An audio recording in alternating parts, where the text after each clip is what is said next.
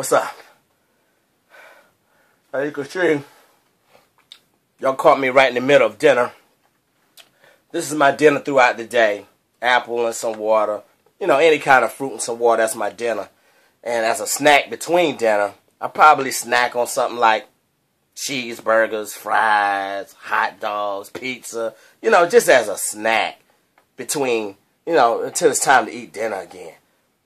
Jump on this diet with me. Just trying to eat right. All right.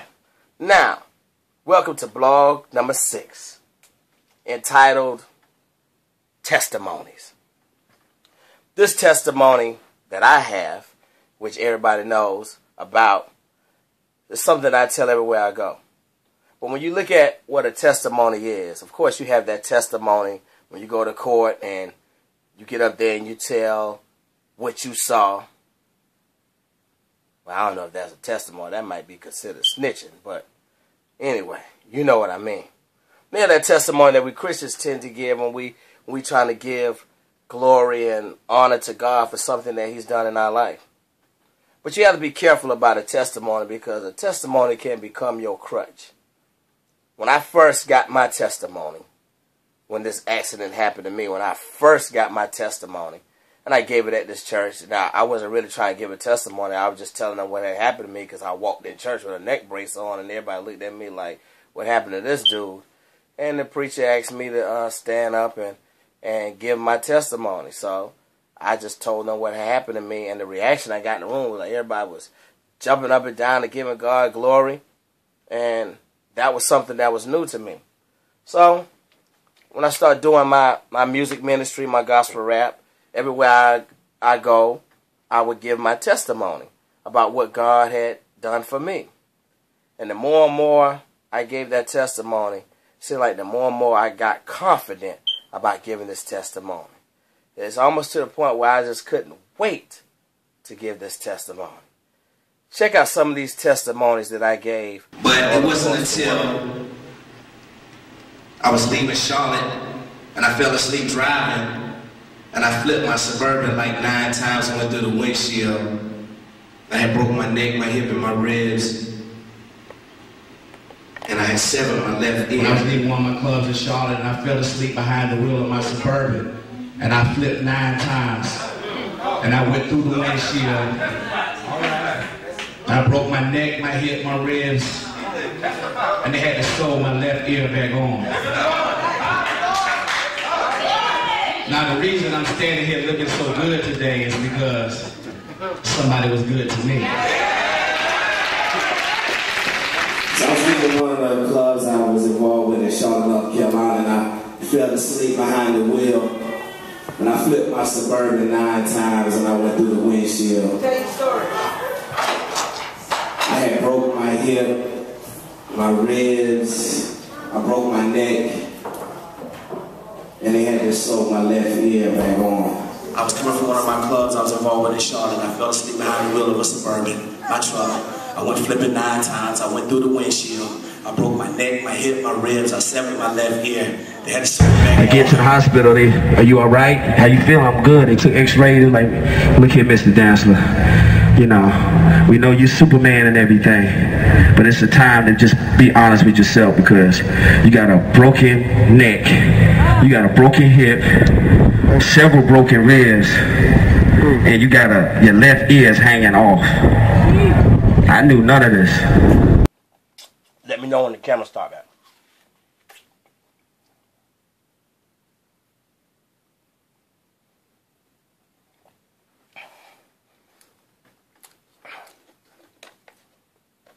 Anyway, I want y'all to understand what y'all just saw was me giving an honest testimony. It wasn't nothing. It's not nothing about I wasn't being honest, wasn't being real when I was telling the story. But the thing behind these testimonies is I was giving the testimony, but I got so confident in giving these testimonies that I just couldn't wait to get up there. What I want to share with you all today is something that God had to show me. I had to go do a homecoming for a university. They had a gospel explosion, and they wanted me to come and be the headline for this school's homecoming for the gospel explosion. Now, they had probably about probably like 13 other artists that was performing because it was a long event, but they had me going on last. So I got there probably about midway before they could before it was time for me to get up there. So I probably had about seven acts that had to go up before I hit the stage. So I'm sitting out there, you know, listening to the artists go up there. It was some gospel singers. It was a lot of different choirs and different stuff was going up there, and I was having a good time. But in my mind, I was saying to myself, I can't wait to get up there and give this awesome testimony, because I'm going to knock them dead. And I'm just sitting there, kind of arrogantly in my own little right. You know what I'm saying? My own little way, just sitting there kind of arrogant. Just, yeah, I know. They was all right. You know, when the group get up there, I'm saying to myself, yeah, they was all right. But wait till I get up there. I'm going to knock them dead with that testimony, you know. So everybody that got up there, some people shared a testimony. But in my mind, I'm saying to myself, that ain't got nothing. That ain't nothing compared to the one I got. So I'm sitting there, and I'm overzealous. Just can't wait to get up there. Can't wait to get up there and give my testimony. So I'm sitting there in my seat. My manager, he's sitting behind me, and he said, well, we got about 4 more acts, and it's gonna be your turn. I'm like, okay. So I'm sitting there. I'm sitting at the edge of my seat, just so can't wait to get up there. You know, I've been sitting through everybody all this time, and I'm saying to myself in my mind, wait till y'all hear a real testimony when I get up there. And I don't know why I was acting that way, but like I told y'all before, you gotta be careful about a testimony because it can become your crutch. And so that's what had happened to me. I just couldn't even really enjoy the other artists up there because I'm too busy worrying about myself, worrying about me. I'm ready to get up there. It's my time to shine. So I'm sitting there, and now we down to 2 more acts before me. I said, all right, so we only got 1 more group. After this group, we got 1 more group, and then I get up. So I'm ready to get up. I'm looking at the sound man, waving at him to make sure he got my music right, because, you know, if I give this testimony, I'm getting ready to, you know, I'm going to rock out after that. So this group finished. Then there's 1 more group that got to go up before me. So when they introduced this group, and they said that this group was another rap group. Now, see, it was a rap group on the show that was earlier, but it was a rap group getting ready to go up for me. And if I had a towel, I'd have threw it in the air, because I had liked the fact that it was a lot of singing going on, and then when I come up there with some rap, then I could just take it to another level. But now they got a rap group going up for me, so it really ain't gonna be a whole lot of room. But I wasn't worried about it because I got this awesome testimony that I'm going to give them. So I'm sitting there, and I ain't even going to lie. You know my blogs, I keep it real. You know, I'm saying to myself, I hope they don't take long. That's what I'm really saying to myself. I hope these dudes don't take long, because I got a testimony that everybody needs to hear. So when this rap group got up there, they said, before we do our 2 songs, when they said 2 songs, and on the inside, like, oh, Lord, y'all doing 2 songs? And then he said, before we do our 2 songs, I got a testimony I want to share. Once again, if I had a towel, I would have, oh, boy. So he said he had a testimony.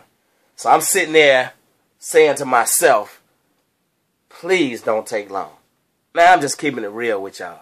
That's what I'm saying to myself. Please don't take long. So this dude started talking with his testimony, talking about how he used to be in the streets and be out there in the world. And you know, God brought him from a long way. So I said, okay, yeah, I've been out there in the streets, and God did the same thing for me. So I'm listening. And then he said, until one night I got in a bad car accident. When he said a bad car accident, people. When he said a bad car accident, y'all, I can't even explain what went on through me on the inside. It's like the antennas went up. It's like I ain't heard nothing else that night. But when he said he was in a car accident, now he got my attention. So I'm listening now. So he said he got in a car accident one night. He was coming from somewhere. And then he said his car went to flipping. And I sat there and looked attentive. But my spirit on the inside went like this. He said he flipped 11 times in his car. And once again, my spirit went. Because everybody knows I flipped 9 times. This dude flipped 11 times in his car. Man, everybody, y'all already know. Y'all saw my clips. Y'all know what I broke. He broke more bones than I broke. He broke bones I didn't even know we had. But he was talking about, he broke this, he broke that. And everybody was like, oh. And I said to myself, oh my God, he done stole my testimony. I'm saying that to myself. I'm like, this dude done stole my testimony. So I'm sitting there, I'm like, now I almost don't even want to go up and do mine because I don't know what I'm going to say. Because I have been dependent on this testimony for so long. Like everywhere I go, that's my routine. I get up there and I give them this powerful testimony. Everybody go crazy. Start worshiping, praying God and looking at me like, wow, look what God has done. But this dude got up there and had the same testimony I had, and his was worse. So after he gave that testimony, now I'm hoping he got not only 2 songs to do, I'm hoping he got 10 songs he got to do because I don't even want to go up now. It's like he done, like it's almost like he got up there and performed my album, and now it's my turn to get up there and perform the same album. That's how it felt. So when he got finished, and now I'm supposed to be the headliner, and he clearly stole my testimony. So they called me, after they gave me this big introduction, then they called me, and now it's time for me to come on down. I remember standing up, and I heard my manager behind me just saying something the whole time while the dude was giving his testimony. He just poking me in the back. I didn't even want to look back at him. When it's time for me to get up and do my testimony, or walk up there and do whatever, do what I was supposed to come there to do, I didn't even know what I was going to say to the people. I remember standing up, and it felt like I was on death row chamber walk, that death walk to the chamber. That's how slow it took and long it took for me to get to the front of the church. And I was only sitting about 4 rows back. So I got up and I started walking. And I mean, at that moment when I walked up there, I didn't know nothing. I didn't remember my name. I didn't know why I was there because he just blew me away with that testimony. That was unexpected. I mean, what is the odds of that? You know, the last artist before I go up got a testimony just like mine. So I'm saying to myself, God, why would you do this to me? Why would you put me in this predicament? So I remember when I walked up to the front, and I turned around real slow to the people. And when I turned around, I just stood there and looked at them. And I remember everybody just start clapping and start worshiping. They thought I was in worship because when I turned around, I think my eyes was closed. And I might have had my hands in the air. But they think I was in worship, so they just started worshiping with me. But really, I had done surrendered. I said, God, I don't know what I'm going to do up here. You might as well turn me into a pillar of salt. I don't know what else can I do. But I'm sitting up there, and everybody started worshiping. But I really ain't had nothing to say to them. So I just act like I was in worship. But I wasn't. I was trying to figure out what was God trying to do here. Who gave me this awesome testimony, and now here it is, this guy got this testimony just like me, and what am I supposed to say to the people?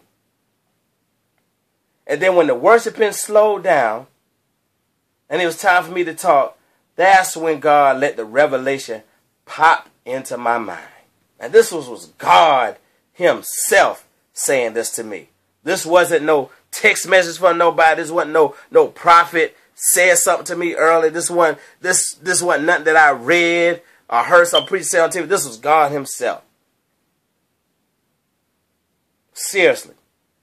And God told me this here, that you think you special because you flipped 9 times. You think you special because you broke your neck and your hip, your ribs, and your little ear was hanging off. You think you special. But God said it wasn't that accident or that testimony that saved you. It was me that saved you. Here it is, you walking around here acting like you better than everybody, thinking that just because you got this testimony that you in a better place than everybody else. And God said, I showed you this tonight, that you ain't the only person that I have delivered. You ain't the only person I have saved. Life I have saved. You ain't the only person. But you around here acting all arrogant, sitting there out there in the audience, can't even get in worship with these artists while they're up there. You too busy trying to be a big shot. Can't wait to get up there and knock them dead with a testimony that people have been having testimony way before you was born. For the beginning of time, people have stories of all the wonders that I have done for people. You ain't nothing special. You ain't nothing different. But you walk around here with this testimony like it's your Savior. And your testimony, this is what God told me, your testimony don't save people. No one comes to me but through Jesus. And I forgot all about that. I forgot all about the whole purpose of my testimony. It's to see people saved.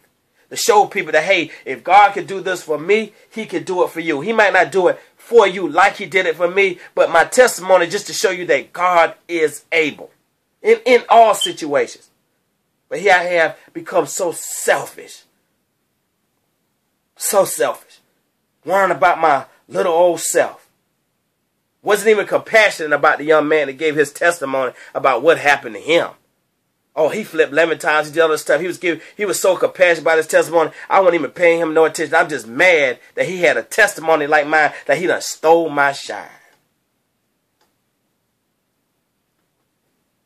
And that's how it is. When you out here, and people got to start being honest and being real with themselves.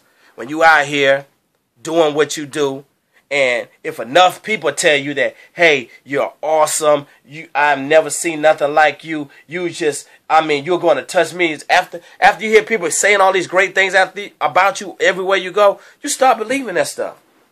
You start believing that you're going to change the world. You, not God. You start believing that your talent, that is you doing all this stuff. And that's where I was. That's exactly where I was. And not only with just the testimony, with the music too. Overzealous. Just can't wait to get up there because so many people say they love my song. Can't wait to get up there. And forgetting that it's ministry. It's ministry. It's ministry.